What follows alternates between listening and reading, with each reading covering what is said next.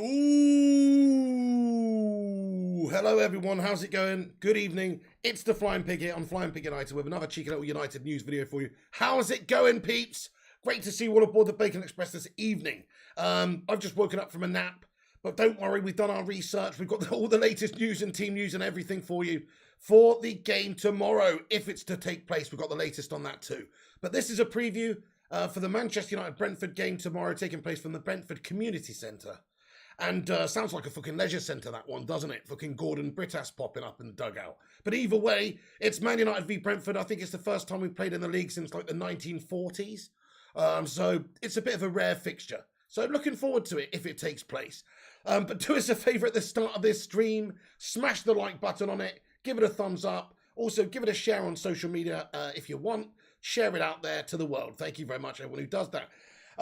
Okay then, peeps, let's be having you. So, big game, of course, Manchester United. They're all big games for United if we want to have any chance of winning and getting on to the top end of the league and trying to actually challenge for the title. We've got a great run of fixtures now until Man City in March, including this one. Away at Brentford, a newly promoted side. Surely we should be able to smash them up. But you look at our recent performances, you look at that Norwich game, Brentford are not doing too badly. I'm just going to highlight the fact that Brentford are only 7 points behind Manchester United with 16 games into the season. Only 7 points behind, my friends. That's not a lot, really, considering, you know, they're newly promoted and Manchester United have Ronaldo and this Galactico squad in comparison. So pretty unbelievable, really. They're doing well, definitely doing well. Brentford are a side that need to be respected absolutely at this moment in time, because the last thing you want to do is go there expecting to win, underestimating the opposition and getting smashed up by newly promoted Brentford. It wouldn't be the most unexpected thing in the world if it happened, because United have been playing like gash. Let me just do a few shout-outs at the start of this stream, by the way. Zach Gerrard, what's going on? Unfortunate last name you've got there, mate, but we won't hold it against you. Bella6891, Tonk Nash87, Jonathan Gallagher, Steve Hall, Man United Hodge, Bernard, Ole Gunnar Solskjaer, Zach Gerrard again, Batman, Paul Tanner, Adferling, Naz, Ahmad, Jay, Bell, Arsenal for Life, Jonathan Gallagher, Connor Matthews, and everybody else. Thank you very much for joining us. Get involved throughout the show. We want to hear your thoughts and opinions on all the different topics of discussion that are going to come up. So do get yourself involved. Fully interactive show. Let's be having you. Right. What's postponed, says FF Gaming. Okay, let's get into that first then, seeing as that is the bit of interest here. So, I mean, this is the current situation. So, BBC reporting this evening that Manchester United are in discussions with the Premier League over whether it is safe for Tuesday's game at Brentford to go ahead after a COVID-19 outbreak at Old Trafford. Positives reported on Monday have been confirmed by PCR tests, and operations at Carrington Training Ground have been shut down for 24 hours. So this doesn't sound good, does it? Whichever way you look at it.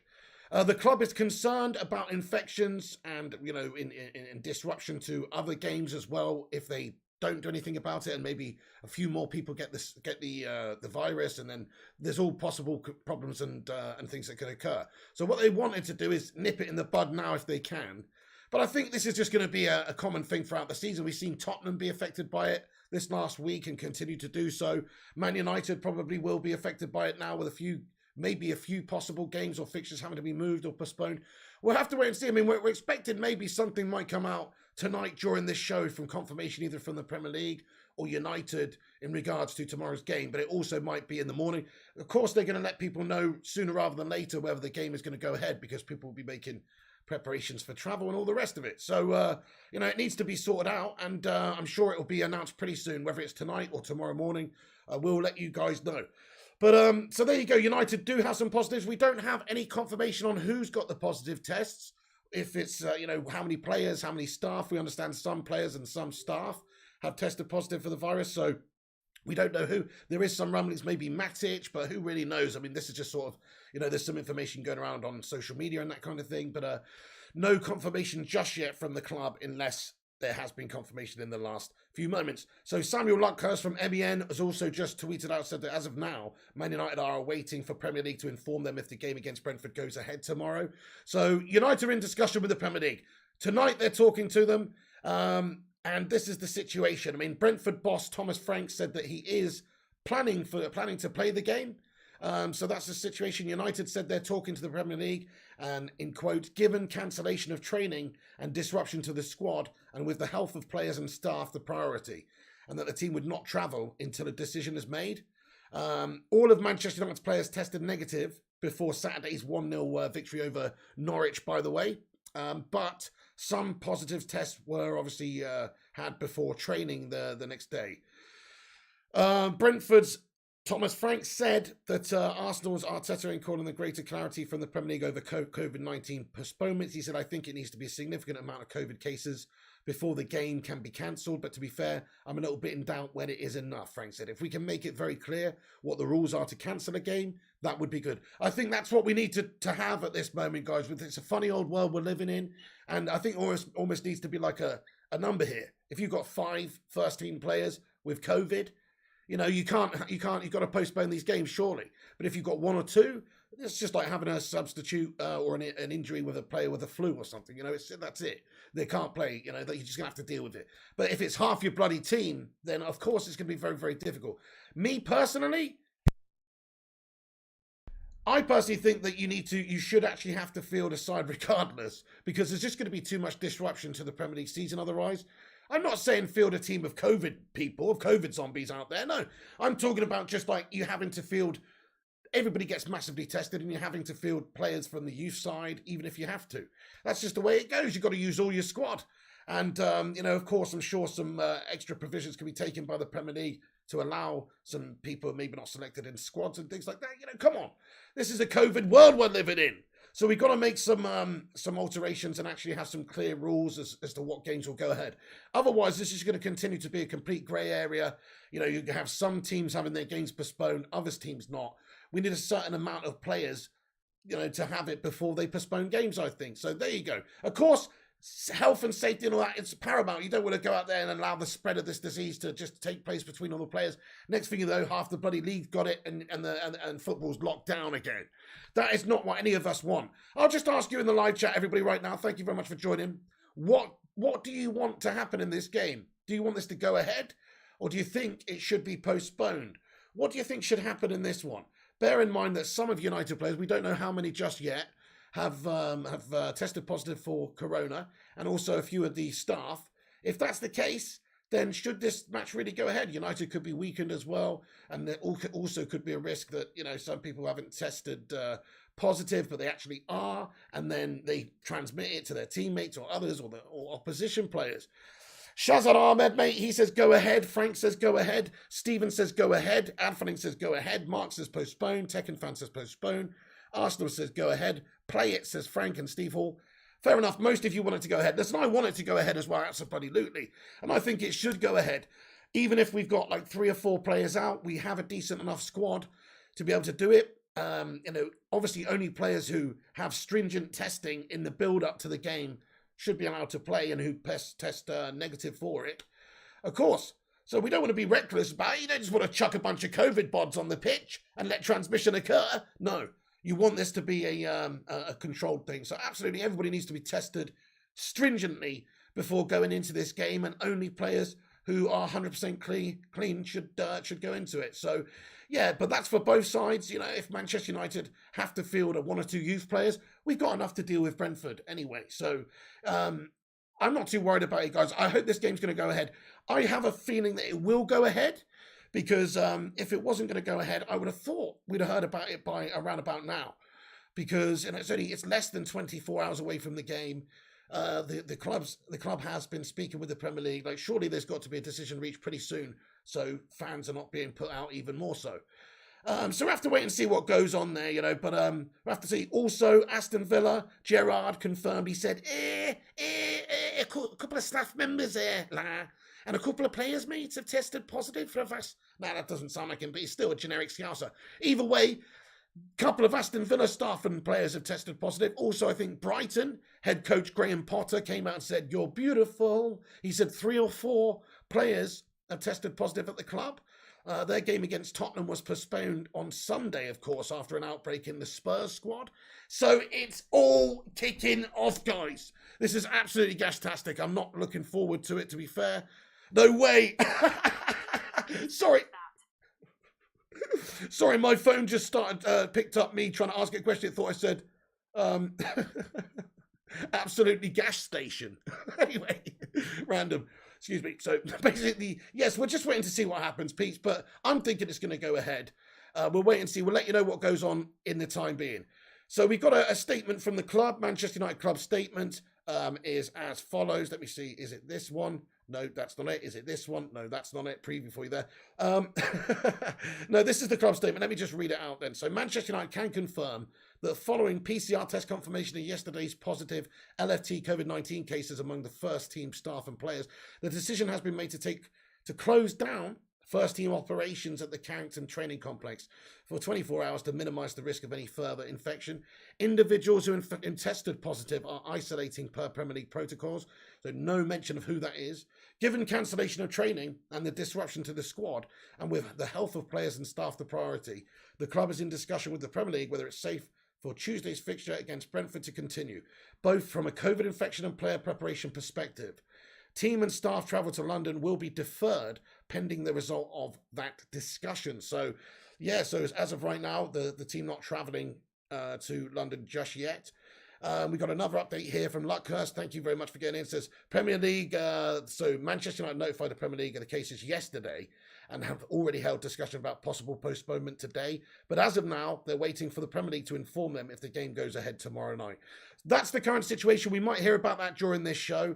But doesn't look that great. United are reluctantly, I think they are pushing for the game to maybe be postponed. That's what we're hearing at this moment of time, reluctantly. The team were due to travel, hence why they haven't obviously travelled. So we'll have to wait and see. They're not going to travel until they've got some sort of confirmation from the Premier League here either. So that's the situation as it is, peeps. Stay safe, everyone, says Sub to Flying Pig. Absolutely, man. Let's get some love hearts in there for anybody who's suffering with this shitty virus right now and anybody who's affected by this. Let's just hope that it doesn't get like it was, oh, that was a horrible, dark period to be a human, to be fair, during that time when, Premier League football was locked down, when the whole world, when the whole country was locked down, but also the Premier League stopped. That was gash. Let's hope it doesn't get to that again, because honestly, I don't think I could take that shot again.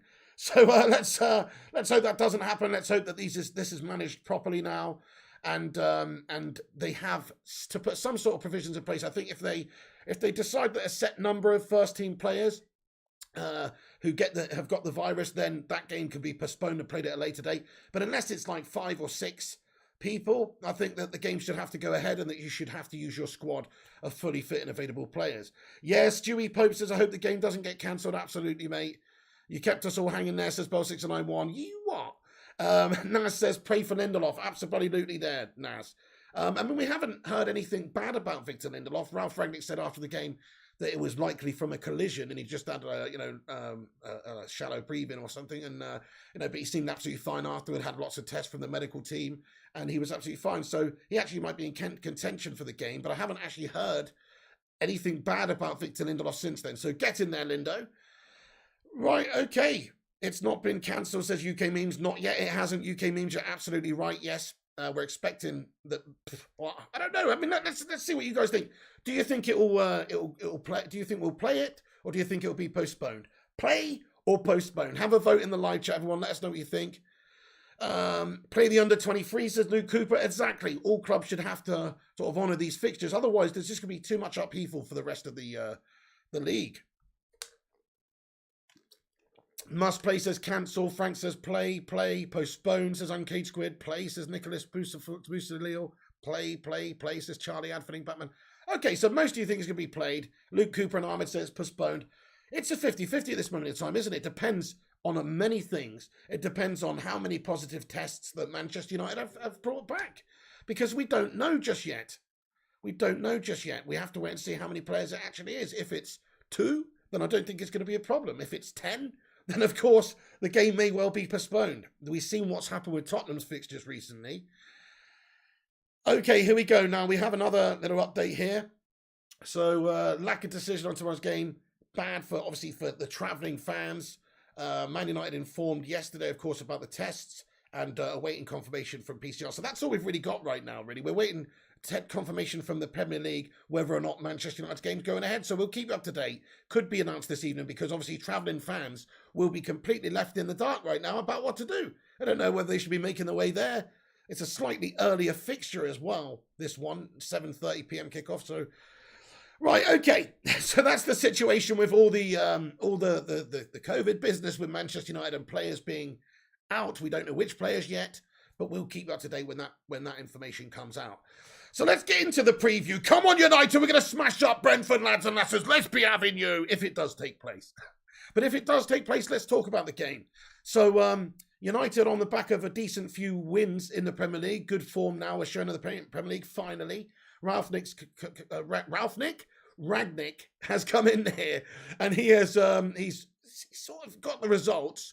We haven't looked spectacular the last couple of games. You can't deny that against Norwich. We were pretty lucky, really, to get the win because De Gea saved us multiple times.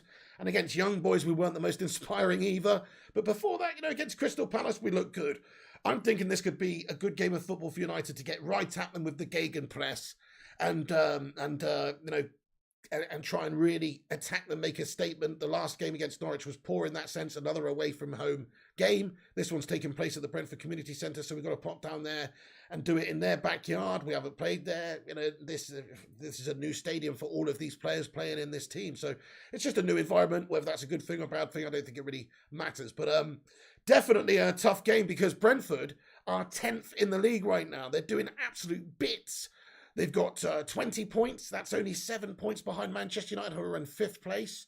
Also, their goal difference is only 3 worse than Manchester United. So on paper anyway, Brentford are a decent outfit this year. They're already, believe it or not, they're already 9 points ahead of the drop, which for them is absolutely brilliant at this stage of the season. It could all implode, but Thomas Frank is doing absolute bits there, no doubt. But this is the situation. 6 players from Brentford are sidelined, and Brentford have no new injury concerns, but Tony's available after he's been out for a couple of games with COVID. But 6 players are sidelined. Sergio Canos returns from suspension. It's not yet known how many Manchester United players will be unavailable tomorrow following the corona outbreak in the club. But Aaron Wan-Bissaka and Edinson Cavani could both return following injury. That's the sort of situation there. I'm going to get my team up on the screen for you guys. This is what I think the team will be for the game tomorrow. There may well be big changes. It depends on the COVID situation at the club, etc. Zane, here he is. Super Zane. Zane, thank you very much for getting in here with the Superman super pair sticker, man. Hey, let's get a super sticker emoji in there for Zane Miassi. Cheers, Zane. Come on, Zane, to the rescue. Sort this shite out, Zane. Thank you very much, boss. Hope you're doing well tonight. Get in there. Yeah, super sticker Zane says okay, Squid. Zane incoming says I Ahmad. He says Arsenal to beat West Ham and we go 4th. Well, it could happen. I don't actually think you're going to do that one because I think David Moyes' West Ham looking pretty damn decent at the moment, lad. Better than Arsenal. I'll ask the live chat. Who do you think wins the game? All right, cheers for that, Zane, lad. Nice one. Right, okay, so here is my team lineup that I think is going to take place in the game tomorrow. So I think there'll be a couple of changes, or one change. I think he'll pretty much go with his sort of team that you've seen him favour a little bit so far. So we've got the back line of David De Gea in goal. He's been absolutely formidable. This is subject to change with all this COVID outbreak business. Tellez left back, absolutely been doing bits in the last few games. Pretty decent standard he's reached. Maybe not quite as good in the last game as he was for the previous couple, but still, he deserves, in my opinion, to be starting in this one. Maguire and Lindelof at the back there. That's a bit of a question. Do you know what? I've just realised that I've put Lin fell off. I literally didn't even mean to do that, but it's a typo. Lin fell off. So Lindelof in there because we haven't heard otherwise that he's not going to play based on what happened the other day. Supposedly just a collision where he had those breathing problems and that kind of thing and went off as a precaution and was checked out and everything and he should be okay. But if not, then obviously Bailly could be coming in there. We're still a little bit in the dark about Rafael Varane's injury situation and how long he's going to be out. But I think some combination of this. On the right then, you've got Dalot because he's been fantastic actually last few games. Even in the last game against Norwich where Man United looked pretty shoddy generally, I thought he actually did pretty well still. So I think he absolutely deserves a run in the side right now.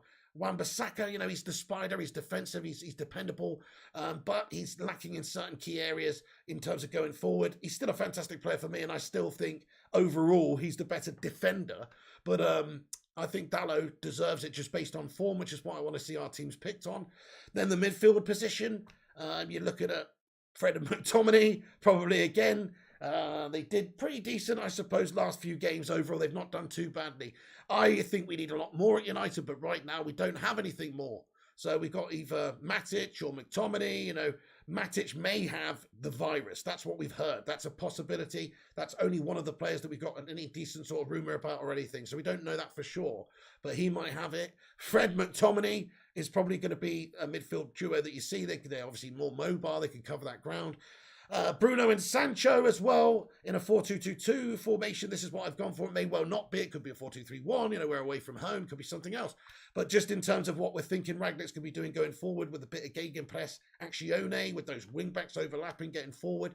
I think that Bruno and Sancho start this game. Bruno sort of picks himself. His Premier League record, even though he's not done too well recently, is still good. I say he picks himself. He was shite last game. He was absolutely shite, gave the ball away a bajillion times. But he's still Bruno Fernandez, the Portuguese Magnifico, and you can't leave him out.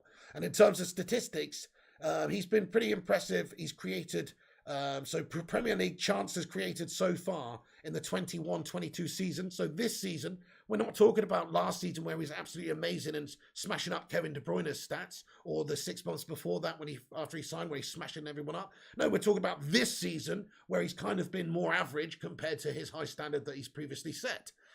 Chances created in the Premier League so far in the whole season, number one, Bruno Fernandez. 45 chances created so far for his teammates. So he's obviously going to pass the ball away a lot sometimes because he's taking the chances. He's trying to get the ball forward. He's being progressive. He's obviously trying to make things happen for the team. So sometimes it's not going to quite work out for him. He might have a sloppy display. But most of the time, he's effective. There's no doubt about this. Trent Alexander-Arnold's in second place with 44 chances created. Salah is in third place with 33 chances created. Townsend 30, Antonio 29. So in terms of chances created for his teammates, Bruno Fernandes is number one in the Premier League this season. So he's out of form right now, but he's still a classy player. And if he has a performance where he turns up, then of course he's going to smash the opposition up. So you got to play Bruno. I don't think you should drop Bruno right now. I'm all about playing players based on form, but who you want to win the game, and I think you've got to start with him at the very least. If he has a stinker of a game, don't give him 90 minutes. Give him 60 minutes. Give him 55 minutes. Rip him off at half-time if he's having an absolute appalling game. But he's still the Portuguese Magnifico with the qualities to rip the opposition open and create chances for his teammates. So you've got to stick him on there. And then Sancho has obviously been brilliant as well recently, looked very good last few games. He's got to start. I was surprised that Rangnick substituted off him last game instead of Rashford, because Rashford was looking a bit more gash and Sancho was doing okay. But Sancho got subbed off, saved him for this game maybe, so he will probably be playing the start in the game. He's fresh, he's fit. So Sancho starts, get in there, Jadon. Hopefully he can continue his good goal-scoring run.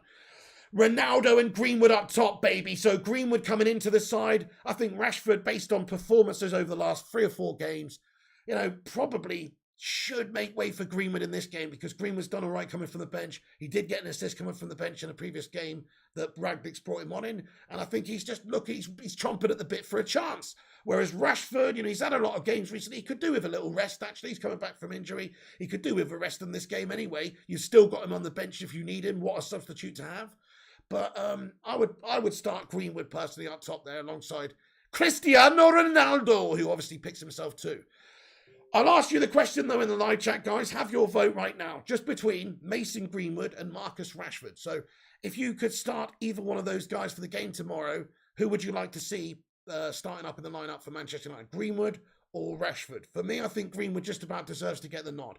I know it sort of contradicts what I just previously said about Bruno, but I think Bruno's just, even more of a bigger player for the team, that he deserves to not be just sort of cast aside for a few bad games, and he should actually play. Both says Naz. Oh, fair play to you. Transformational Channel, hello, says Mason. What's going on? Mustay says Rashi. Greenwood says Uncaged Squid. Mason says Jonathan Gallagher. Greeny says Mr. LWT. Ian Dawn. Alex Walker. Genius Dominant. Charlie. Valvidia Films. Batman Knife Fan. Okay, so most of you think Mason Greenwood are agreeing with me. Yeah, just based on form. Rashi looks a bit out of it at the moment. A little bit out of sorts. Okay, hang on. We've got a couple more updates coming in here, peeps. Okay, so Samuel Luckhurst from the MEN tweeting out and saying this. Manchester United players were under the impression hours ago that the game would be postponed. Ultimately, club is at the mercy of the Premier League. Brentford have notified expectant attendance tomorrow night of logistical plans, such as parking. Yeah, this is getting a little bit silly now, to be fair. I would have thought they would have been announcing it tonight. So everybody knows about it. They don't have to wake up tomorrow with uncertainty. They're going to work. They're doing the rest of it, making plans to travel that evening down to Brentford. And we don't know. Everybody's left in the dark. So this is a bit piss poor, to be fair, from the Premier League here, to not get a decision out, to not announce something, to not be in cohort sooner with Manchester United and get a club statement or whatever. Like, this is pathetic, actually. It would be nice to know what's going on sooner rather than later anyway. But that's the latest update. So United, it had the impression hours ago that it would be postponed, but no official confirmation. We have another report here to say that Premier League clubs are fearing that the season could be shut down over rapid spread of Omicron. Fucking hell, mate. Anyway, it's looking pretty hairy out there, my friends. Stay safe, everyone. Take care of yourselves, man. It's getting looking seriously sketchy again, man. So everyone, hopefully this doesn't happen though, but football, if it gets locked down, it's going to be a calamity, an absolute calamity. We saw what it was like previously. It was horrible. So let's just hope that that doesn't happen though. Let's hope that this gets on top of. This is why you can't take these things lightly. Like if there is players who tested positive. So these are the facts. Manchester United tested negative for all our players before the Norwich game. Fact. That's been announced.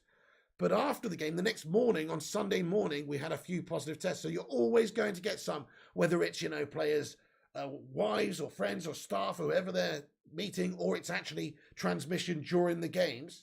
So it's very hard. You've got to keep people in a bubble almost right now. And so there will be cases spreading throughout. It's spreading like wildfire. So it's very bad. It's very bad news. Very bad news. Right, okay, let's get back into the preview then. So that's my predicted lineup. Where do you think I've gone wrong there? Do you think that's correct? Do you think that's wrong? Let us know what you think. I think that's probably realistic. There might be 1 or 2 changes. There might be 5 changes. It depends on how many COVID cases we've got and for who. Ronaldo might have the vid, for Pete's sake. Don't lock down football. It's the only thing that keeps me alive. I know, no, you're right, UK memes. When that period of football, no football took place, it was a dark time, lad. I agree. By the way, guys, thanks everyone who's in there. 133, you legends. Welcome aboard the Bacon Express this evening. We're going to give you all the latest breaking news as and when it happens and get bang into the preview again. But for now, smash the thumbs up button. Give it a like, Spike. Help us boost up there on the YouTube algo. Smash it a retweet on Twitter and all the rest of that. Thanks, guys. Okay, so let's get back into the preview then. So we've got, in terms of the statistics here, or head-to-head stats, this is the first time we've actually met since a top-flight draw at Griffin Park in 1947. So this is a long time coming, this fixture. And the last time we had against them was in the League Cup. And we beat them 2-1 in 1975. So we haven't played Brentford for a long time. So this is sort of interesting. They've taken 8 points from 5 Premier League games following a run of 4 straight defeats. So in terms of form, Brentford are not great. I've got their form guide here. They're 10th in the league at the moment, and they're actually 10th in the form guide. So they're right smack bang in the middle. They're not doing badly at all. In fact, they're doing brilliantly for a newly promoted side. Thomas Frank's doing bits. This is their form over the last 6 games. They lost to Norwich. They drew with Newcastle 3-3. They beat Everton 1-0. They lost to Spurs 2-0. Which we spanked up, so that's fucking good. And they drew with Leeds 2-2, and then they beat Watford 2-1, who spanks us. But either way, that's what happened. So Brentford are 10th in the form guide. Manchester United have clawed our way back up now. We were right down at the bottom, but 3 straight wins in the Premier League has got us 5th in the Premier League form guide now. So obviously 2 losses at the start of the last 6 games against City and Watford, but then we drew with Chelsea, we've beaten Arsenal, we've beaten Palace, and we've beaten Norwich. So we've won the last 3 Premier League games, so we're in a good little bit of form. United should be going in with confidence in this game, even though the last game against Norwich was ropey. We've started to breed that winning mentality, hopefully with the last few wins. Listen, we've got so many great games in a row now. We should be smashing up Brentford, to be fair. And then with the next run of fixtures are very favourable. We should be smashing everyone up until about March. So I'm looking forward to this. In terms of the predictions then, let's get into it. What do you think the score is going to be? I'm going for a big win for United. I'm going for 3-0.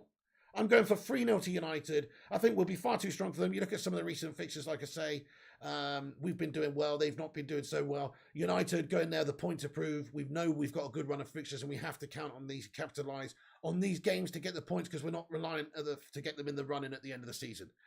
2-0 says Batman Knight fan. Geordie says 3-0. 2-1 says Solskjaer. 1-0 says Mr. NWT. Alex Walker says 3-1 United. Hey Gunshi, what's going on, my son? How you doing, mate? Great to have you aboard the Bacon Express this evening. How you doing? He comments with a super chat. Let's get a soo in there for Gungers, everyone. Thank you, Gunshi. He says, I'm just glad that you can make a living from your YouTube channel, Pig. Keeps you safe at home and all us Bacon Brigadiers entertained and less depressed. Much love to the Pig and all the Bacon Brigade. Stay safe. Gunshi, thank you so much for that, mate. Can we get a massive show of affection for Gungers there with a love heart? Appreciate that one. And yeah, you're right, dude. It wasn't that long ago. Obviously, I was doing, when the initial first lockdown came, I was doing Amazon delivery. And then so I stopped doing that because I didn't want to, it was really bad at the time, when it first broke out. I thought it was like the zombie apocalypse and stuff. So I stopped doing that and basically didn't want to transmit it to any of my loved ones or anything. So obviously doing that job, you're out interacting with the community and all the rest of it. So I stopped and put my time into YouTube, and now we've built the channel up. And for me, it was obviously, well, I'm not going to say a blessing in disguise. That's horrible for all the situation that is, but you know what I mean? Like, for me, it obviously meant that I put my time into YouTube and did it full time. So I'm very blessed and lucky that I just about do this full time, Gunshi. Because the legends like you supporting the channel, mate, being channel members and all the rest of it. Thank you so much, Gunshi. Get in there, my son. I appreciate that. Honestly, I do. And stay safe, everybody out there. Thank you so much. Naz says, well said. Thanks so much, man. K Slater says, I learnt my lesson 2-1. Madhouse says 2-1. Charlie says 2-1. Very popular pick there in the live chat. Seems like 2-1 might be the score. I'm going for 3-0 because I think we need a reaction after that Norwich City game. That's a shambles. I think we'll have more intensity in this game because Rangnick would have, of course, not been happy with what he's seen in that one. He wants surely to get a little bit back to the gegenpress. Although, maybe his thinking is, away from home right now, maybe it's more sensible to transition the team slowly from what we were previously doing into what we're, planning to do all the time. But to go away from home, it's a little bit tougher. Maybe you want to be set up a little bit more compact. Maybe you do want to counter a little bit more because the opposition have the emphasis to take the game to you when they're at home usually. So maybe there is reasons why we saw a different setup side in that Norwich game, but it definitely was no gegenpress. It was no intense game like we saw against Crystal Palace where we're pressing them high up the pitch with high intensity. The lads looked sort of knackered about half an hour into the game. So, who knows what we're going to see. United are in a transitional period under the new manager. He's trying to get us playing a certain way, but it's not going to come overnight. So it could be 5-0 or it could be a 0-0 drab draw. Thank you, Primot Yatsu, Don. Appreciate that. Big God Bob says Amazon lost a leg end. Thank you very much, Big God Bob. Appreciate that, man. You're going for a postponed, says Alex Walker. That's fair enough, lad. You might actually be spot on with that, dude. You might be spot on with that. It could well be postponed. We'll probably know this evening whether it's going ahead or not, or at the very least in the morning. Zamiasi getting a little hippopotamus moving around on the chair super sticker in there. Fair play to you, mate. Zane, thank you so much again for another super sticker. Everyone's favourite, at least favourite Arsenal scummer. How you doing there, Zane Miasi, mate? Come on. Appreciate that, man. Appreciate that. Zane Miasi getting in there again tonight. Thank you, Zane. Right then, dudes. Yes, we're nearly at 100 likes, everyone. So hit the thumbs up button. Let's get this puppy to 100 thumbs ups on the stream. If you haven't done it, please do. It's free. You might as well twat it like your name was Kung Fu Cantonara and you're at Selhurst Park. Right, so that's the team news. Anyway, I think it's more realistic that it's changes. I think this is definitely going to change between now and tomorrow because there's some COVID cases possible for the first team. Right then. Okay, so I just want to talk about Brentford's, a couple of Brentford, a bit of info. So United are actually unbeaten in the last 6 games. Brentford are unbeaten in their past 11 league games played on a Tuesday. So, watch out, because it's a lucky day for Brentford, that one. In terms of top scorers for Brentford, Ivan Toney he's back in the team, I think, after being out with COVID. He's got 5 goals this season, 3 assists. Marcus Force has 5. Johan Wissa has 5. Brian Mbembo has 4. So, it's not like anybody's... They're just sort of overall as a team playing pretty well, defensively sound, etc. But they're doing quite well. They're doing quite well, Brentford, this season. They got 10th place. They've got 20 points, only 7 behind United. They're already 9 points ahead of the drop. So they're definitely a team that you've got to watch out for right now.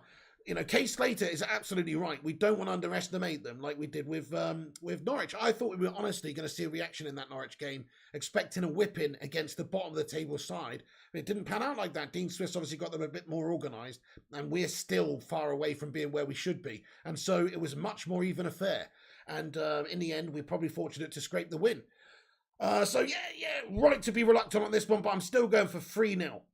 But a lot of 2-1s coming in the live chat for the predictions. Yeah, what's that all about, Zamiasi? How is it people can go to matches but not allowed to work from home? I don't really understand what's going on at the moment. With matches and these kind of type of things. Oh, man. It's a nightmare. Right, listen, this is what Ralph Rangnick said ahead of the game. So we got some from his presser earlier speaking ahead of the game. He said it's his Manchester United's first ever Premier League game. During a video call with reporters after Saturday's victory at Norwich, he was asked if he'll rotate his starting 11 due to the quick turnaround between fixtures. The 63-year-old also answered questions on how United have worked to tighten things up at the back with 2 consecutive league clean sheets, and on Anthony Martial's situation given the Frenchman has missed the last 2 games. So we've got an update on Tony. Here is basically what he said. He said, I think now Saturday evening is too early to speak about that. I would wait to see how the players have recovered tomorrow, Monday. Tomorrow they train with the players that haven't played or have only played a couple of minutes today. I saw the game against Brentford on Friday. It's a very high-intensity team, more physical than Norwich played today. We need to be aware and prepared for that different level of intensity. We have to wait and see. A few players are available again. Luke Shaw, who was in the squad today. Wan-Bissaka will be available again on Tuesday. And even Edinson Cavani might be an option. So we have to wait and see. Come on, El Matadore! Unleashed in that second half off the bench, hopefully. Be great to see Edinson Cavani get back in there. Honestly, I think if we can get him fit and get him to stay fit and have some sort of partnership with him and Ronaldo, where maybe, obviously they're both going to have to press, but maybe Cavani can be the more team-orientated, deeper of the 2 forwards, where he's coming back and picking up the ball and taking it forward, but also, he's pressing the opposition a lot in that area because he's a pressing beast, and then he's making life easier for Ronaldo up there too. I could see them forming a really beautiful partnership for the next few months, but it has to obviously be selected by Rangnick. But that's what he said about that team news. Luke Shaw, Wan-Bissaka, and Eddie Cavani all could be available to play. What about Rooney, says Ahmad? Give it Rooney to end of the season. Okay, so he also said, we're fully aware of how Norwich would play. On the other hand, it's a question of how you react to that. The action of the team is vital, especially in away games. In the end, we had a clean sheet, which is the most important thing. We had another 3 points. Last week, it was a home game against Palace that the team didn't attack as high and as intense as Norwich did today. We need to take the next steps, and it's easy to take the next steps if you're winning games. So, it's slowly but surely. Let's get on to the Tony Martial news, peeps, because I do want to talk about this. Tony Martial. So this is the situation with Tony right now. He was asked about Tony said Tony wasn't in the squad at Norwich, so can I check, is that a knee injury still? The reporter asked him, and he said, well, I don't communicate with agents, and also in regards to a move away in January. Sorry, he said, I don't communicate with agents via the media or the press. The player hasn't spoken with me or with us about it. After the final training session before the Palace game, after having trained with the team, he informed the doctor and the medical department that the pain on his knee is too big. So we have to wait and see. Maybe he can train tomorrow, but I have to speak to the doctor first. To be honest, what his agent has said in the media is not that much of interest. Ooh, gets in there, Ralphie Rangnick, taking no shit, this guy, is he? And then they said, just on the follow-up, can we get a version of, his version of what his agent has said? And he said, no, because then I'd react to what his agent has said. It should be the player. If a player wishes to go to another club, it should be the player who informs either the board or myself, whoever. I've never spoken to a player via media or agents. So this does sound like Rangnick's pissed off. Tony's got an injury, whether, he's obviously said his pain's too big, either that or he's just been benched for coming out in the media and talking about this shit or getting his agent to talk about this shit, and Ralphie's taking no shit here. And Tony's probably going in January. And because of this situation, Ralph's not too happy with him either. Yeah, Gunshi says, love it. Good old Ralph. Yeah, good old Ralph. Yes, exactly. This is, it's not good from Tony, that really. I'd much rather it was, like he said, dealt with behind the scenes. You know, get it sorted out behind the scenes. If he wants to move in January, get it arranged and then have an announcement. Don't get your agent to come out and say that he wants to leave in January. You know, it could upset the status quo, and now he's like an outcast in Ragnick's squad a little bit here, and it's a big shame. So Tony Marcel's situation is he could be going to Barca or a different club in January. We'll have to wait and see what goes on. Could be a loan deal with an option to buy for the future. We'll obviously keep you up to date with that probably closer to the time in January. So that's the club statement. That's the Ralph Rangnick comments, you know, after the Norwich game ahead of this Brentford game.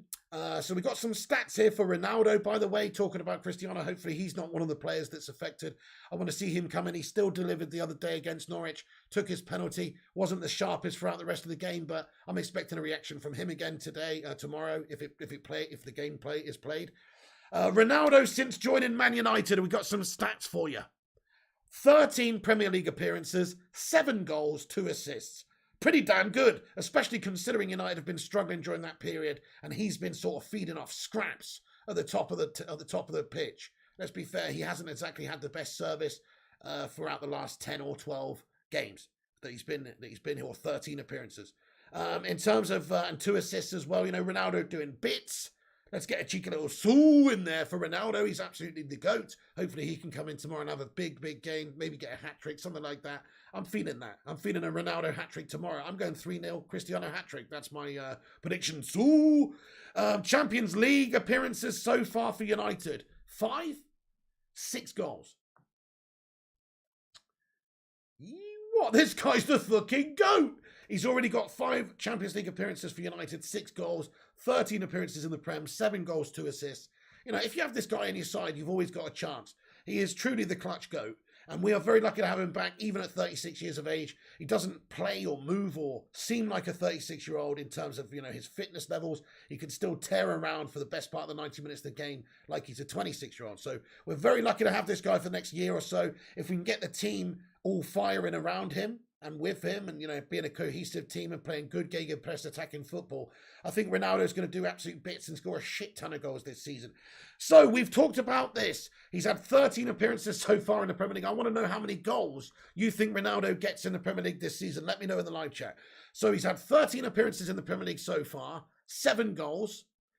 There's 16 Premier League games been played, which means that there's 22 left. So 22 Premier League games left.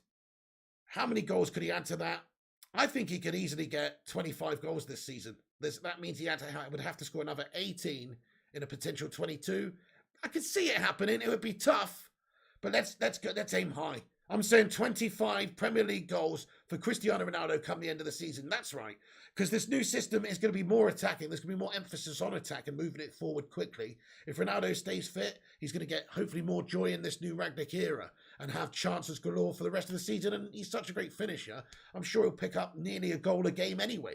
He might miss a goal in one game, like tomorrow he might not score, but in the next game he'll probably bag a brace and it will even out like that. I think he's almost worth, even still at his age, and even in the Premier League, I still think he's still worth nearly a goal a game, this guy.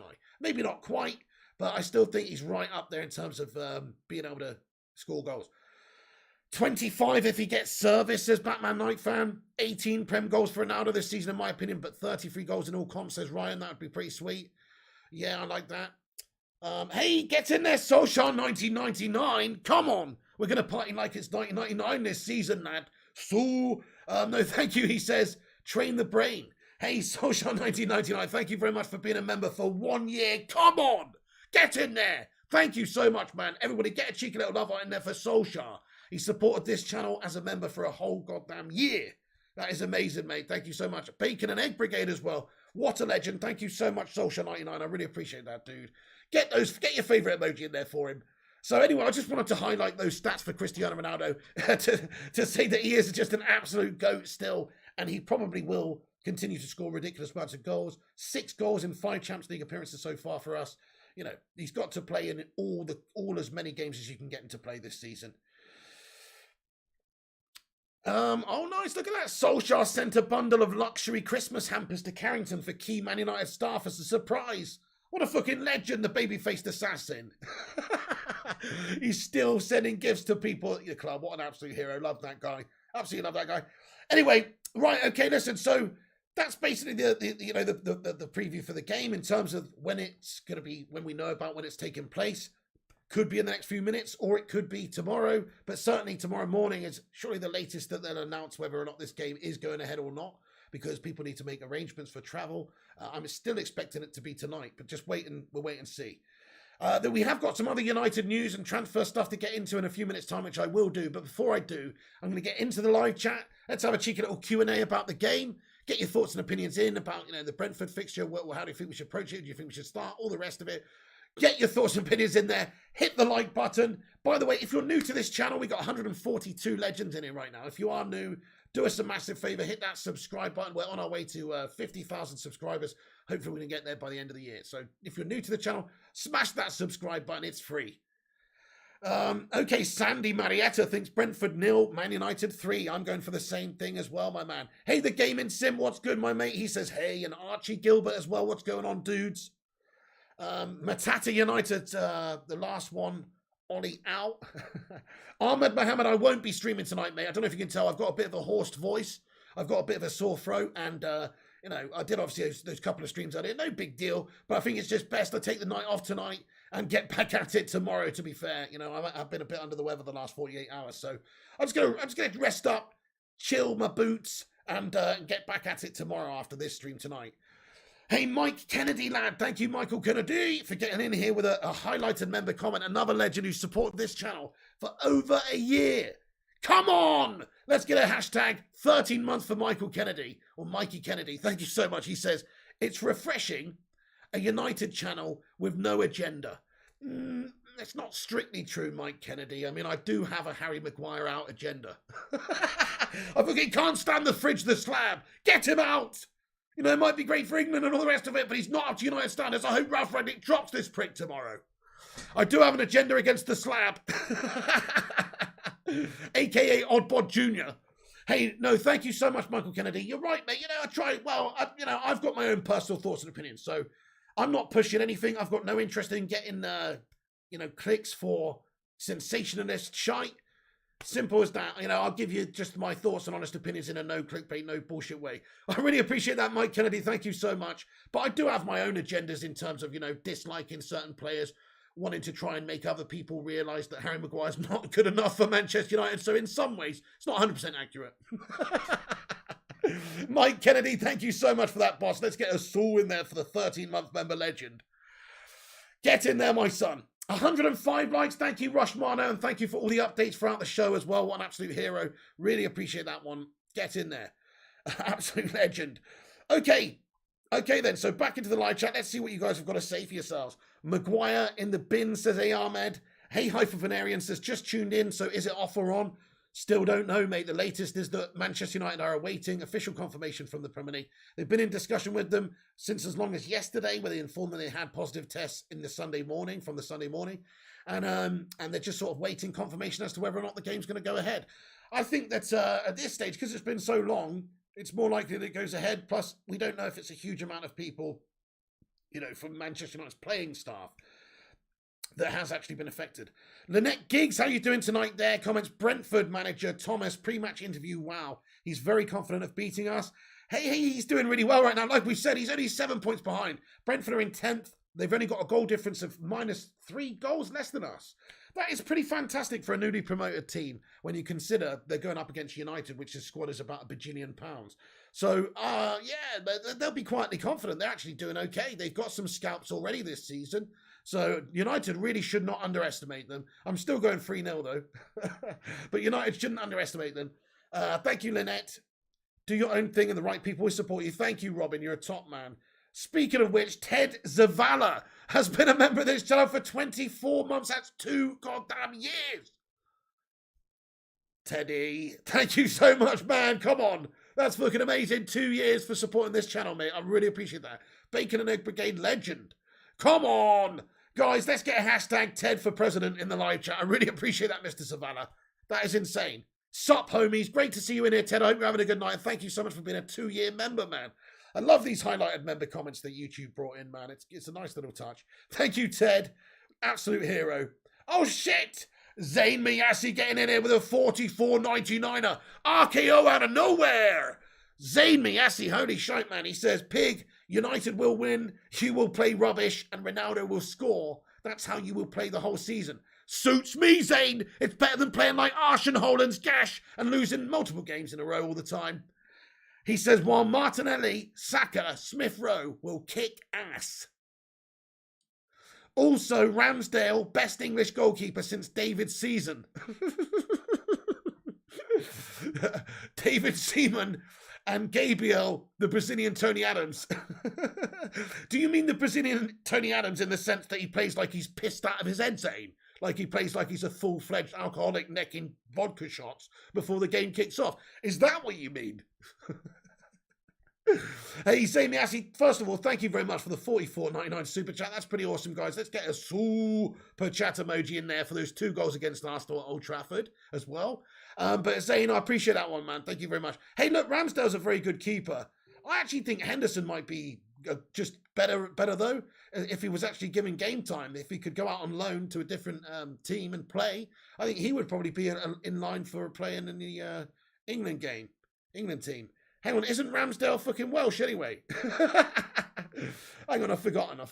Isn't it a Welsh name? Anyway, Sammy Hesse, thank you so much for the 44.99 super chat there. I appreciate that.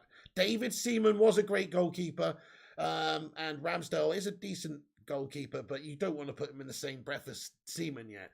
I mean, from a Manchester United perspective, when I was growing up in the Premier League, when I was a kid watching, there were some fantastic goalkeepers around. You know, you had people like Tim Flowers and Seaman, Schmeichel, fucking Grobbelaar, Neville Southall, you know, loads of great keepers back then. But Seaman was probably one of the absolute best. Him and Schmeichel, in my opinion, were the 2 best goalkeepers in the league, with Schmeichel just about taking the nod. So I say fair play to you, Zane. He's English. Oh, okay, nice one, Ian Dawn. Yeah, there you go. It's a Welsh name, isn't it? Shaka Hislop says Ian Dawn, Seaman, great dancer. Hey, fair play, man. Dancing on ice, mate, eh? Hello, Steve Johnson. What's happening? Seaman let a crapper in against Brazil. Oh, don't remind me there, Mark. That horrible Ronaldinho free kick. I remember it well. Van der Sar was brilliant for United. Spot on, MCFC, Darryl, you're right. Van der Sar, Joe Hart says Connor Matthews. Shay Given says Batman Night fans. Seaman was, I'm talking about earlier than that, though. I'm talking about 90s. I was talking about the 90s era here. Hey, Archie Gilbert, thank you very much for hitting the subscribe button, man. Everybody, let's get a cheeky little... Don't worry, he's just subscribed. Thank you, Archie, for subscribing. Appreciate that one. Hey, Mark Harris says, right on Madhouse. What did Madhouse say? He says, Seaman was a great goalkeeper until he met Ronaldinho. You know what? In all honesty, David Seaman, right? Is it me or is he like the nicest bloke in the world? Like, he just comes across like such a dude. You can't really hate David Seaman, can you? Even when he was at Arsenal and we've got that big rivalry, you couldn't really hate on David, could you? He's too nice. Victor Valdez says Ollie Gunner. Yeah, he was great. Oliver Kahn, what a player. Carrius, best goalkeeper Liverpool have ever had, says Connor. That's hilarious, Fergie, son. He says, Zane, your remaining balance is now reduced to £1,479. Yeah, Ian Dawn says, Tim Flowers, what a shout. He was a great keeper back in the day, man, absolutely. Hey, Max Tiger HD, what's going on there, boss? Cheers for joining the stream, hello. Hey, no worries, shout out to Max Tiger HD, did a stream on the Champions League situation earlier. I popped in and said hello. Much love, Max Tiger. He says, Piggy, how you been, buddy? Cheers for joining the stream earlier. Hoping I can get some subs off your amazing channel. You what? It's a bit presumptuous, isn't it, mate? Trying to leech off me, this guy. No, I'm just kidding. Hey, shout out to Max Tiger HD. Do search up his YouTube channel and check him out. Check him out. He's a nice kid. He seemed like a real nice guy. Thank you very much, Max Tiger. Appreciate you. Vincent Bullock, how you doing tonight? He says, Piggy is not answering me because I know he has that Boris party. Whoops, I mean quiz. Vincent Bullock, I'm so sorry, mate. How you doing? I missed it. How you doing, Vincent Bullock? I hope you're doing well. Yeah, got that Boris party on the go, mate. We're having an Omicron B Crimbo, lad. Big God Bob says, under 2.5 match goals. Oh, he's putting a cheeky bet on. Nice. Heredia Gomez better than Ramsdale. I'll tell you who is better than Ramsdale. David De Gea. In terms of this season, he's clearly the best goalkeeper in the league. He's absolutely bossing it. I think Mendy had a good start to the league, but, shat it in a couple of games recently. I would say that you've got to say David De Gea is the form goalkeeper in the league. Not just Manchester United's best player this season. I think he's the form goalkeeper in the league. Tell me who is a better goalkeeper in the league than David De Gea this season. Please do. Let me know. I'll hear your answers. Ultimately, I'll poo-poo them all because David De Gea has been saving us more times than any other player this year. Schiller there. What a player he was, Social 99. Not tonight, Owen Thorne. I'll be back tomorrow. I've got to rest up the old vocal cords. Allison, says Ian Dawn. I mean, United have been playing shit and getting peppered, though. And David De Gea has been saving us. Zane says Ramsdale's the best in the league. Edison says Conor Matthews. Well, fair enough. I mean, he is a good keeper, but nah. I'll piss off with your Edison picks. Lots of City scummers getting in here. Daryl. Owen Thorne says Edison. I don't want to hear it, peeps. How have you not been watching Manchester United this season? De Gea's been fucking awesome. Been fucking awesome. Better than those melts. De Gea is the best keeper in the league. Fact says playmaker. This season, based on form, he is. JW says me. How you doing there, JW92? Owen's a Southampton fan. Well, fair enough, fair enough. I mean, that's unfortunate. I'm just kidding. Anyway, hey, we smashed over 100 likes on the stream. That is sensational stuff. Come on. Let's get a cheeky little... No, don't worry about it. But do us a favour. Hit the like button if you're just getting in here. Smash the subscribe button. Do get your score predictions in for the game tomorrow. I'm going 3-0. And let's be having you. Edison's overrated, says Playmaker. Edison has the most clean sheets with Alisson. Yeah, but Conor Matthews, that's not telling the whole story, is it? If we're giving the award out to the best goalkeeper just on clean sheets, that really tells who's got the best team in front of them. And we know that United have played like horses' ass this season so far. And you know that Liverpool and City and these sorts of teams have been playing well. They've been on the offensive. They control games. When Man City play teams, if they beat them, they usually control them off the park. They usually outpossess them. They dominate them. They don't get that many chances created against them. So it's not that impressive to me for those guys to have the clean sheets. Whereas United, on the other hand, we should be like that. But this season we haven't been. We've been getting attacked and peppered and cut open so many times. We've been quite passive under Ollie, where we were sitting back and opposition teams were allowed onto us. And so David De Gea has been called in action. I guess you could say that makes it easier for him to look better, because he's actually facing more chances and he's actually being able to showcase his abilities more so than the other guys. And their concentration levels maybe have to be better because they're not being challenged and worked so often. But De Gea is actually in front, or he's behind a team that is playing like gash in front of him. So, I think De Gea has performed majestically so far. He is the reason that we're not, 10th right now. Playmaker says only Plastic City fans say Edison is the best player. This guy said Martinez says Anthony. Is that Zane, is it? Let me scroll up. I bet no, he said Ramsdale, actually. Sorry. Oh, Martinez doesn't play for Arsenal anymore. What am I on about? He's a West Ham scummer, isn't he? Fair play to you.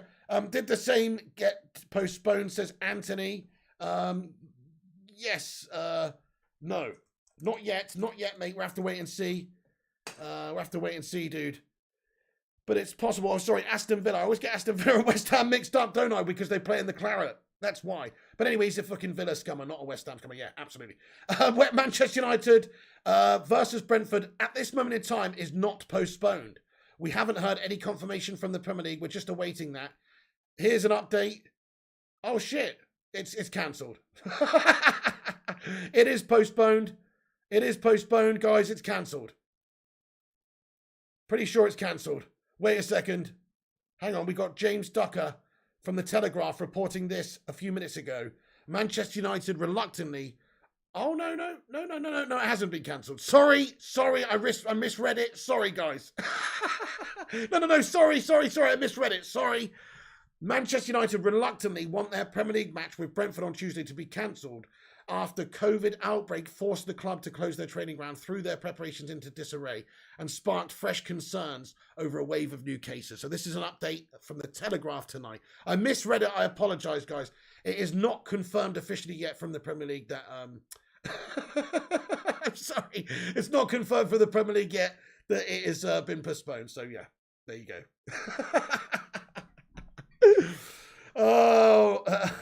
Hey, it happens to the best of us, Madhouse. That's the live nature of these streams, mate.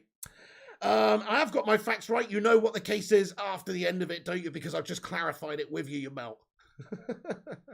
But anyway, yes, that's it. I think personally this game should go ahead regardless, even if we got a few players out. We can play some of the youth players and get the result out the way, get the fixture out the way. I don't see the need to postpone it. It's going to disrupt things. There's already a lot of fixtures coming thick and fast over the festive period.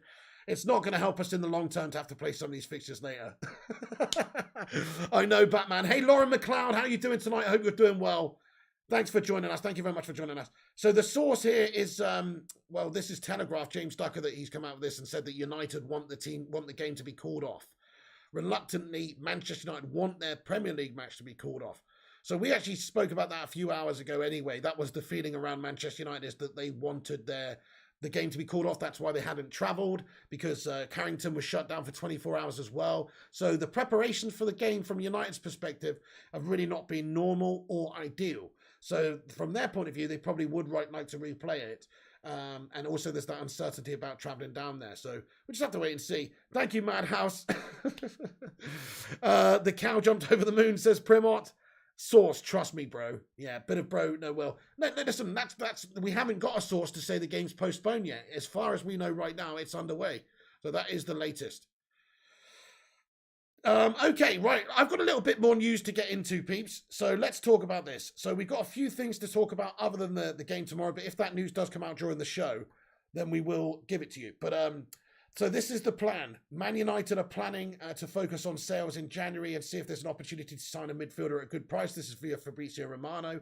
So that was what we're expecting, really. A couple of players going out the door. Tony Martial, Jesse Lingard with somebody maybe, like Haidara or a different midfielder coming in. Somebody who's on the Rangnick list would make sense.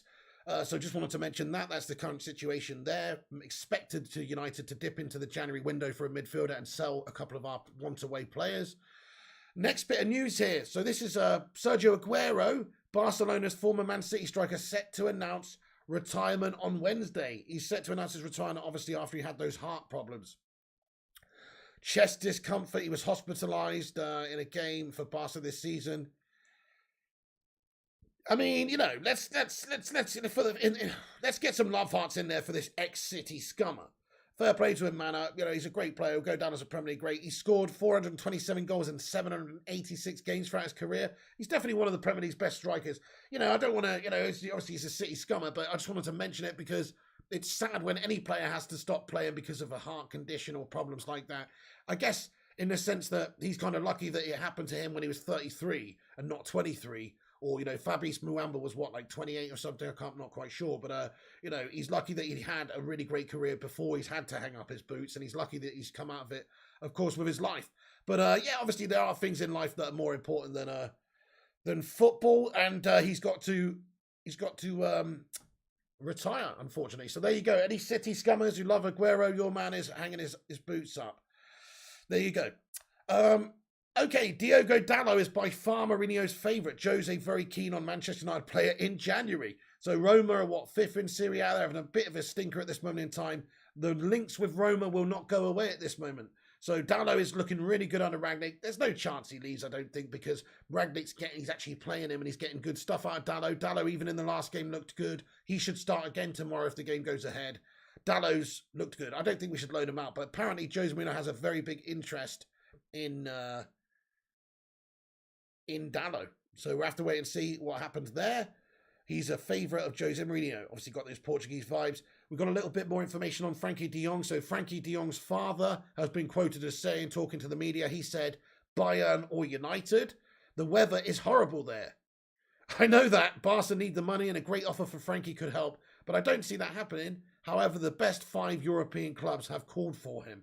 So it seems like there's a bit of, if that's true, there's obviously a few clubs that would be interested in Frankie de Jong.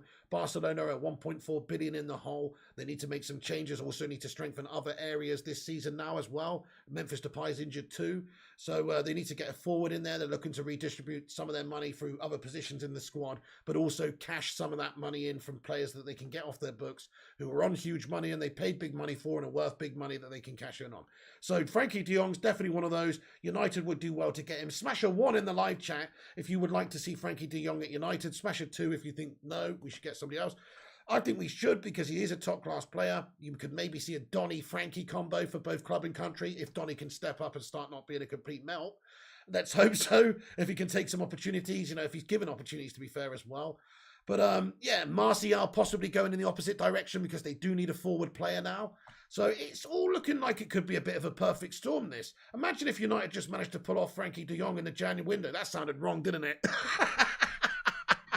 Pull off Frankie de Jong in the Jan window. Anyway, imagine if they managed to pull off that signing. That would be absolutely sensational. If they could do that, I think our midfield would benefit massively. That's the problem here. Really, we need two midfielders in because Pogba's injured at the moment. He's probably going to be going into the season. Matic, he won't be here that long. McTominay and Fred, not really top quality United standard anyway. So really, we need to get two midfielders in. But one in January definitely would be good. Toby says one he'd like to see him. Primot as well. Ian Dawn, Shazad and Palmerius. Social 99. Fair play to you guys. Yep, you'd all like a bit of Frankie de Jong action at the club. Me too. Me too. So there you go. That's what his dad said. He said the weather is horrible there. So, not the most biggest lover of the weather in Manchester. Also, listen to this, guys. New information here. So a Brazilian outlet reporting that there's a couple of different clubs interested in Edinson Cavani over there. Apparently Corinthians have made an approach to Manchester United for signing Cavani. The player's brother and agent denied that there were negotiations underway, but he admitted that they'll listen to offers as the contract with the Red Devils expires at the end of the season. So this might be discussions, obviously, in January. He can talk to other clubs to agree to sign on the dotted line, but play for them, when his contract ends in the summer at Manchester United. So he can sign pre-contract terms, obviously, with another club within 6 months, I think, of his contract running out. So that's what the situation is with Cavani. But there's actually a chance also. We were just talking about Barcelona and then possibly being interested in Martial because they need players. I'm pretty sure they would be interested in Cavani as well. Now, I want us to keep Cavani until the end of the season. Might as well keep him until then. We could definitely do with him. We're better with him than without him as a squad. So I would keep him because we'll be weaker without him. But if he's really unhappy at United not getting chances, which I don't think that is the case, it seems like he's maybe just been injured and that's legit with his tendon stuff, and it sort of suits him playing for United sporadically because of his injury issues that he seems to have throughout his career at this stage of his career. So I think that it suits him, but he may well go for a move somewhere else in the summer. It's doubtful that United would offer him a new contract in the summer. Be with Rangnick here now, he likes to favour the youth. He still have Ronaldo at the club, an ageing player, and he'll still want to bring other players through in that position, maybe people like Mason Greenwood, or make a new signing for that position also. So, I think Edinson Cavani could go in Jan. I don't think it's very realistic. I think Tony's way more likely, seeing as his agents come out and said that he wants to leave in Jan, and he's a forward player, and he's not as good as Edinson Cavani, and Cavani actually does bits for the team. So I would definitely keep Edinson for the rest of the season and just let him go in the summer on a free. They're not going to get much money for him anyway in January because he's got barely any time left on his contract. He's on quite big money, and also, he's 35, 36, 35. So he can't command that amount of money for him and the contract length available. So, yeah, we'll have to wait and see. We'll have to wait and see what goes on there. I could definitely see a Tony Martial loan with an option to buy to Barca, seeing as they're so strapped for cash right now. They might not accept, they might not be able to come up with £30 million or £50 million or whatever it may be to get Tony Martial. And in the same token, if United go in there with an offer for Frankie de Jong, but include a player like Tony Martial or a player like Cavani, you could obviously get him for a bit less, particularly with Martial because he's in his prime. He's only 26, is he? 25, 26. He's a very good standard player. He's a little bit inconsistent for us, but he'd probably do well for them. And he's a good option for them right now at this moment in time when they need to get a lesser standard player. Listen, Barcelona are in the Europa League. They are massively in debt. This is going to be a couple of years for Barca where they probably go down a little bit unless they get a coach and the coach does a really great job. Obviously, Xavi's in there now. Unless he does a really great job with the team he's got, then I could see it being a struggle because they're going to lose a couple of their best players because they have to cash in to pay off some of their debts, etc. And then they also have to buy well. And Tony could be a good buy for them. And we could get Frankie in the opposite direction. It suits both parties. Come on. Cavani's 34, says Ryan. There you go. So 34, 34, mid-30s. He's definitely needs to be managed. He's definitely injury prone. At his age, can he do it long-term for Manchester United? Would we want him to do it? I'll ask you the question, actually. So his contract runs out in this summer. Would you keep Edinson Cavani beyond that? Let me know. Bear in mind that Ronaldo's still here. Bear in mind Greenwood could be coming through in that position and maybe we'd sign somebody else for the future. Or would you rather just stick with those forward players for another season after this? I'm not doubting that Cavani's not good enough, by the way. What do you think? Keep or leave? Keep or leave? What do you think? In the summer, I'm not talking about in January. I'm talking about in the summer. Would you keep him for another season? Would you sign him up for one more year?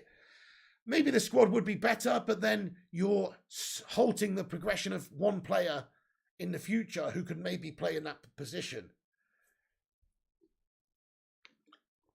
Now, always injured, says Jonathan Gallagher. Leave, says Wiggy. You love him, but no, says Jaden Peter. Keep, says Lynette. Leave, says Madhouse. Yes, says Batman. Leave, says Oh Busy. If he can stay uninjured, he would be amazing with the pressure play style under Ralph Rangnick. Anthony, that's a great comment, Anthony.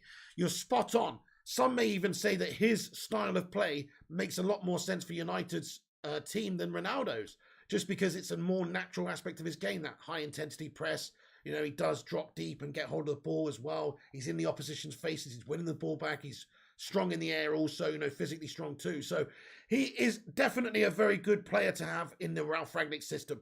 My dream is that for the rest of the season, you see a 4-2-2-2 with Ronaldo and Cavani up top. Listen, I know Rashford and Sancho, Greenwood, and these guys, they're going to be getting in there sometimes. They're going to be playing in those positions. Totally get that. But I think that it would be amazing to see, you know, when everybody's fully fit, Ronaldo and Cavani on the pitch at the same time, Gagan pressing the shite out the opposition. Two of the best strikers in the history of the game, really. I mean, Cavani's stats are brilliant too.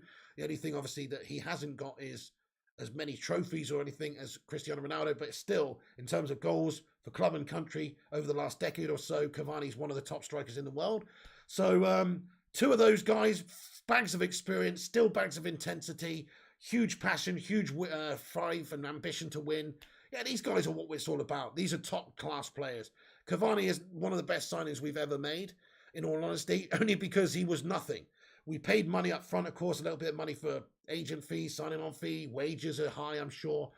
But still, though, in terms of just the fact he was free, with the question marks hanging over him about injury problems, about his age, about his desire to play, if he's just coming in for like a Falcao for a payday, all these question marks for him to do what he done, 17 goals last season, sporadic performances throughout the year. That's what you're going to get from an aging player who's injury prone.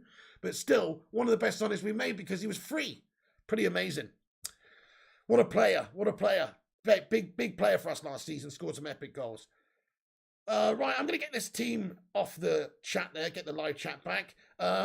Is that all the information we've got for tonight then about the transfers? Let me just go and have a look. I think it is, guys. So that's basically the latest transfer news, you know, for the January window. Of course, we're linked to a lot of players as well. Pretty much anybody who's ever played for Leipzig as well. You know, Mukadi at right back's a link. You've got Haidara at centre mid. You've even got links with John McGinn. All loads of links. We'll see what's going on in the window. We'll let you know what's happening on this channel as and when it happens as well. Hey, we're nearly at 150 likes. Smash the thumbs up button if you haven't done so. Do leave a like. And also give it a subscribe if you're new to the channel.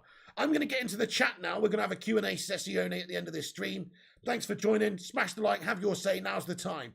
Mark Harris says, would be good to see under 20s being blooded in the defence with experience around them. Of course, Slab is a liability. Yeah, Mengi or Slab? What would you like to see? Mengi seemed like physically better, quicker, you know, younger, obviously, quicker to react, better acceleration, strong. I mean, Maguire's very strong. Maguire's physically good in the air. He's not as good as he likes to think he is, though. I'm very much disappointed with Maguire this season. I would drop him. I would go Mengi over Maguire right now. Honestly, I would, because at least he might have the potential to be a top-class player in the future. Whereas I think Slabby Maguire's only ever going to be a 3.5 or a 4-star out of 5 player. He's never going to be that Vidic. He's never going to be that Rio for us. He's a shit leader, and I'd rather Mengi was given a chance, even though he's inexperienced, honestly. I know that sounds crazy, but when you look at the run of games we got now, they're teams that we should be able to beat, really, and we're teams we shouldn't be under the cosh against. So maybe it's a great time to blood somebody like Mengi. Give him chances. Give him a game at centre-back here against Brentford. Maybe not Brentford, but some of the games against the lesser opposition we've got. And if not Mengi, then I'd like to see Bailly given a chance. I'd like to see Varane coming in. I'd like to see, of course, Lindelof played ahead of Maguire. So I really don't think Maguire is the right man. I've got him in my starting 11 for tomorrow, though, if the game goes ahead, because I genuinely think he will start him. Okay, here we go. So got a little bit more information here. Sources at Manchester United said it was too early to say if the game against Brighton would be under threat, and said that the number of positive corona tests were relatively small in relation to the overall size of the first team setup. So that's good. If it's a small amount, just a couple of players that's tested positive, we'll have to wait and see. Obviously, too early to know about the Brighton game just yet. Man, this could be horrible, couldn't it? If this all gets disrupted this month, it's going to be horrible. Sell Maguire for £1, says Alex Walker. Phil Jones time, says Charlie Anthony. Bailly is God. Bailly's brilliant when he's fit as well. Like, got to be in the side when he's fit over Slabby Maguire. Yeah, Mark Harris says Slab has the pace of a constipated snail. It's funny, we were talking about it earlier, obviously that Champions League botch earlier. They did a draw where we initially had PSG, obviously changed to Atletico. But I must say, you know, imagine Mbappe and Neymar and Messi and these guys up against Maguire at the back. It's just a stupid idea, isn't it? That's what I mean. He's not right for a high press system either, because, you know, the opposition can hit you on a break with balls in behind, balls over the top. If they got a pacey striker or a winger or whatever, and you're caught napping at the back there, he could definitely cause you to lose games. So I just think now's the time for him to be dropped. If you can get money for the guy in the summer, 40 million quid to Leicester City, do a deal with them to swap for Tielemans or Ndidi or something as well, you know, then you should do it, because he's not really going to be a top-class United player. So, yeah.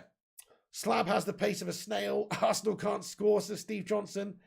Ian says, I don't see the point of Bailly playing when you can play Mengi.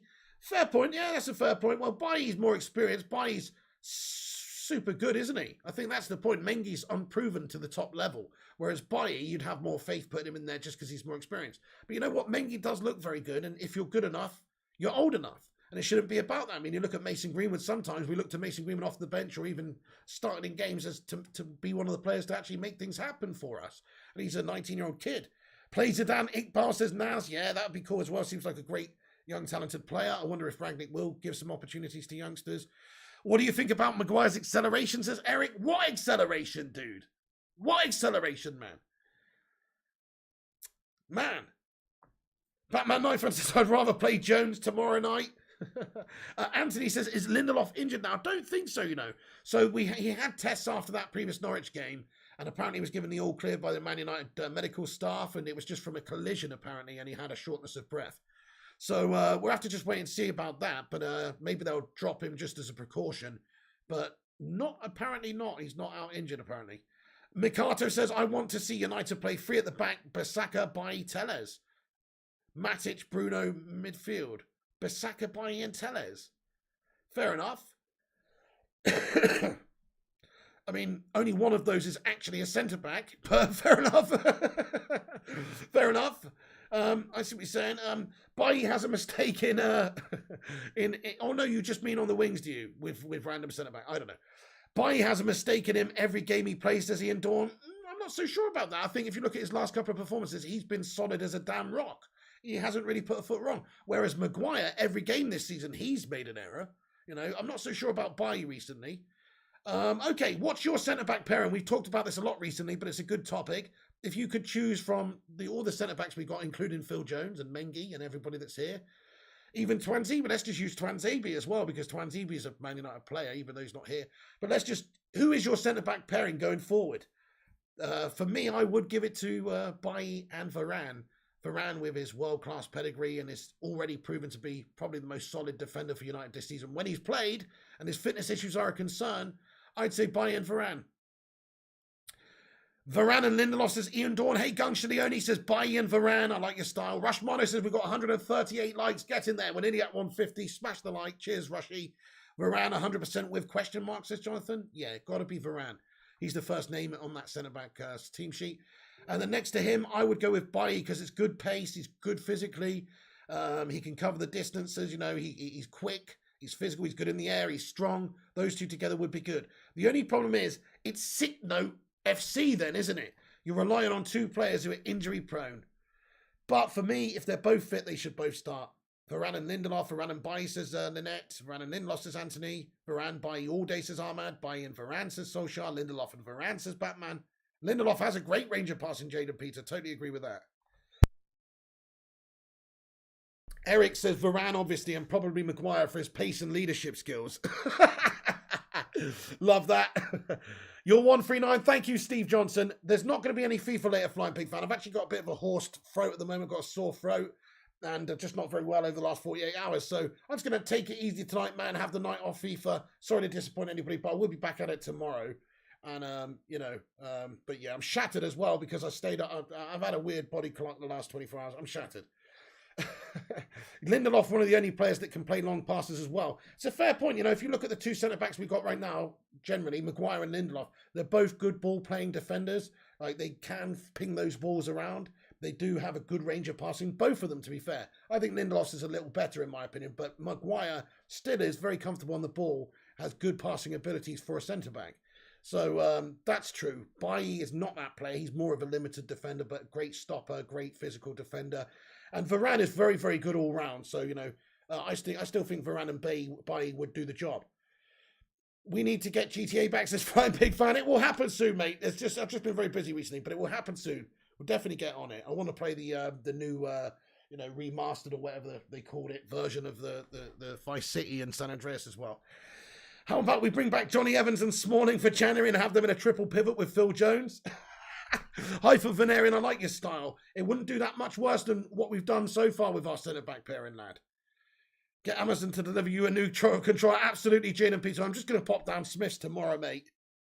And get onto the Xbox to replace this bag of crap, which is already broken. I've only had it 3 months, already broken, the stick drift. Right, we're going to wrap this video up then, guys. That is the preview for the game. End it with your predictions. I'm going 3-0 to United. Ronaldo hat-trick. Ooh, come on! But hopefully the game goes ahead. We haven't got any news just yet of whether or not the game is taking place. We've got a few more things to say that the primary reason why Premier League clubs has a big problem looming with COVID is a number of unvaccinated players. They have to follow different isolation rules to those vaccinated. And this could now result in a major shutdown in the near future. Oh, bollocks. Oh, man, oh, man, oh, man. What a nightmare. This is terrible, terrible times. Ted Zavala says 4-1, Ryan 2-1, Ian 2-1, Jonathan 1-0, Ahmed 4-0, Madhouse 2-1. Come on, United! We're going to smash up these Brentford melt jobs. No, actually, they've done really well this season. They've got to be respected. Let's not go into this game thinking like we've won it like the Norwich game. They're actually a better team than Norwich based on what they've done this season by quite a considerable way. 7 points behind United, 10th in the league. They're not bad. They're not bad at all. Watch out for Thomas Frank's guys here, man. 2-2 says Charlie Anthony. 5-2 says Jaden Peter. 3-0 says Flying Pig fan. 2-1 says Charlie. 5-0 says Mustay. Ronaldo to score 2 says Eric. 2-0. 1-1 says Steve Johnson. Hey Ellie, how you doing tonight? Thanks for joining us. Sorry I missed you there. Where is she? Where are you? If you're in here, thank you very much for getting in there. Oh, there she is. She says like and subscribe before you go. Thank you so much for that, Ellie. Yes, we're nearly at 150. Drop the like before you go. Hit the subscribe. Thanks very much for that. Hope you're good. Cheers. Get in there. Make sure you do that. What you got to lose? It's free to do it. Hit the thumbs up if you enjoyed the show whatsoever. Otherwise, you're a bit of a knob, aren't you? Also, smash that subscribe. We're on the road to 50k, baby. Dana, 50k, baby. Do get yourself involved by smashing the subscribe. There's a little bell icon there as well. Looks like Luis Suarez's face, which we're going to smash up in this Atletico draw that we got in February and March in the Champions League. Smash it like your name was Quasimodo. Esmeralda the bells. Do hit the thumbs up. Do hit the thumbs up. Do hit the bell. That'll give you notification when we go live. Thank you, Rush Mano says, great show. Thanks for all the updates, Rush Mano. Appreciate you, man. Johnny, Mark Harris, Steve Johnson, all the channel member legend. Thank you, every single one of you, for supporting the show. Lynette Giggs, Batman Night Fan, Pedro and Paragomi, everybody else, thank you for joining. George Ivanov, what's going on, says 2-0 to United.